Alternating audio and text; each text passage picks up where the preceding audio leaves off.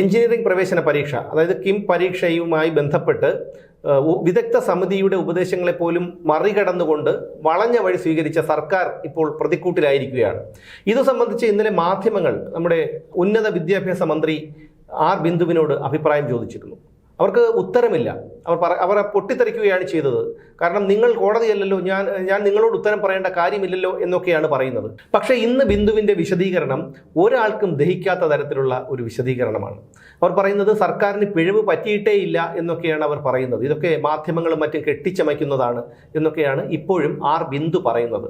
നോക്കൂ, എത്ര കുട്ടികളുടെ ഭാവിയാണ് ഈ ഒരു വിവരവും വെള്ളിയാഴ്ചയും ഇല്ലാത്ത കുറേ ഭരണാധികാരികൾ കാരണം തകർന്നു തരിപ്പണമായി കിടക്കുന്നത് എന്നുള്ളത്. ഫോർമുല പരിശോധിക്കാൻ സർക്കാർ വിദഗ്ധ സമിതിയെ നിയോഗിച്ചെങ്കിലും അവർ പറഞ്ഞ നിർദ്ദേശങ്ങൾ ഒന്നും നടപ്പാക്കിയില്ലെന്ന് സമിതിയുടെ റിപ്പോർട്ട് ഹൈക്കോടതി ചോദിച്ചു വാങ്ങി പരിശോധിച്ചപ്പോഴാണ് ഈ കാര്യം വ്യക്തമായിട്ടുള്ളത്.